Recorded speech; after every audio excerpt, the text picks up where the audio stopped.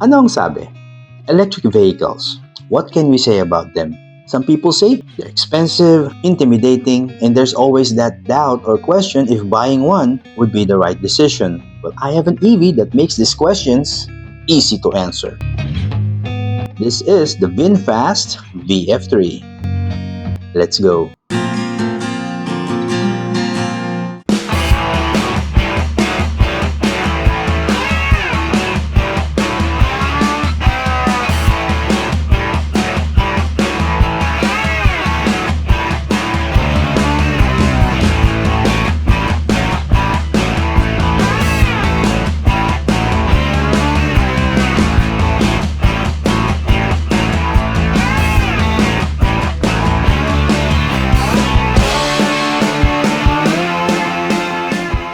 Kung di pa po kayo nagsasubscribe sa channel ko, please do consider subscribing and hit that like button.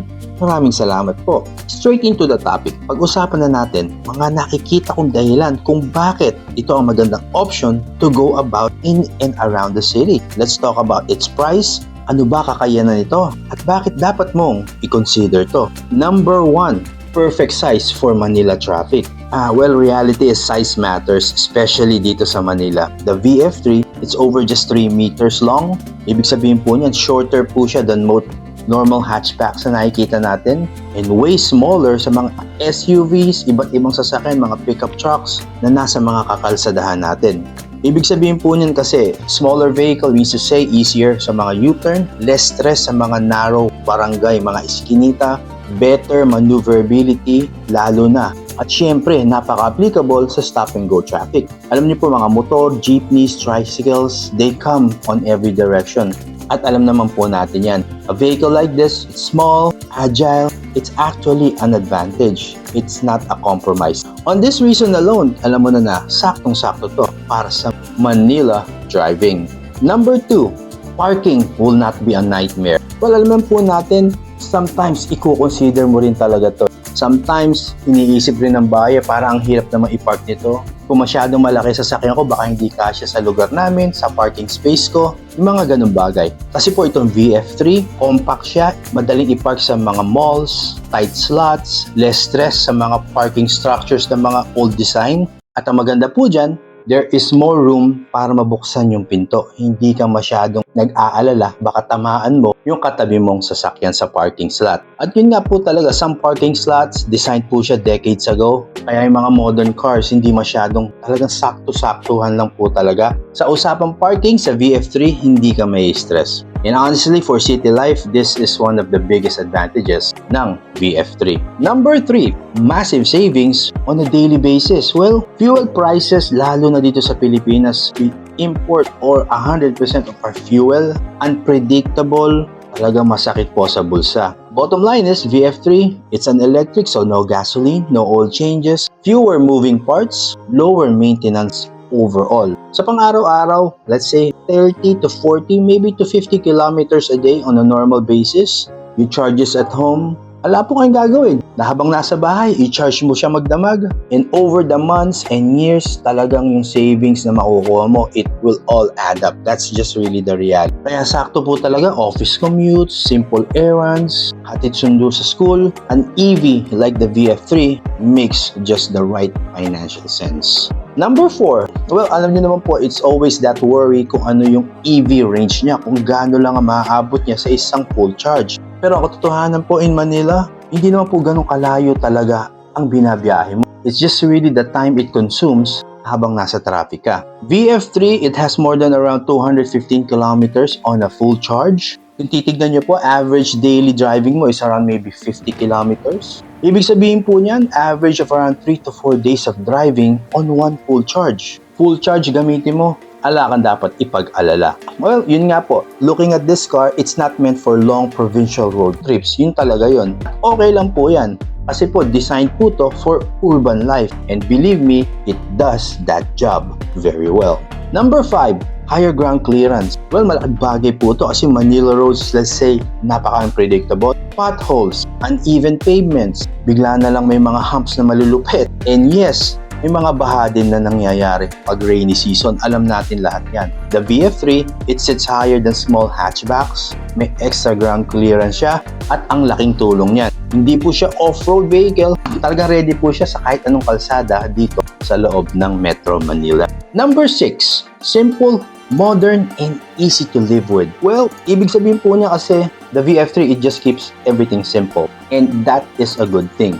Clean, minimalist and dashboard. Ayan napakalinis. Ala ka halos makikita. Less distraction. Lalo na pag new beginner ka, ngayon ka palang nagdadrive, you just want something simple to get you in and about in the city. Ayan po yung kanyang large central touchscreen, smartphone connectivity for navigation and music. Ala pong necessary ng mga complexity, confusing buttons everywhere na dami mo nakikita. In heavy traffic po kasi you just want a car that's easy to drive, madaling intindihin, madaling i-operate. The VF3 focuses on function over luxury. Kaya saktong-sakto para sa city driving. Number 7, it is a smart step into the future. Ibig sabihin po niya kasi in Metro Manila, it is in a way, it's so densely populated, napaka-traffic, but slowly we can see it's moving toward EV charging. More EV charging ang nagkakaroon sa mga malls, cleaner transport options, at in a way, nare-reduce ng konti yung dependence sa fuel. Buying a small EV like the VF3, hindi lang para siya sa ngayon in the present, it's about the future. Talagang future-proof yung sasakyan mo. Siyempre, we try to push for more cleaner mobility para yung dependence sa fuel hindi masyado. At ang ino-offer nito is like an entry, an easy way into electric driving without spending na hindi gagastos ng malaki. It is a smart entry point.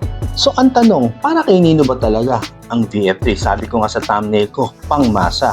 It's perfect for a second car or a dedicated city car.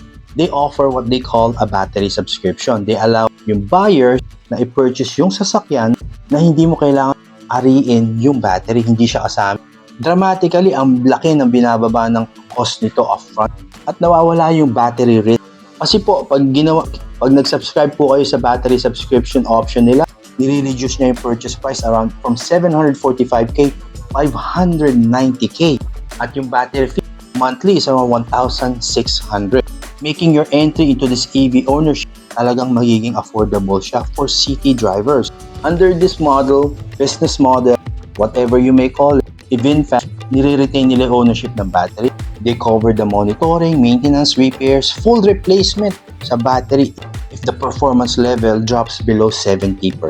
Well, the VF3 talaga namang optimized po siya for short urban trips. So na i-consider mo rin syempre, limited ang range, modest performance lang aasahan mo sa kanya, pero napaka-adequate naman po for city driving.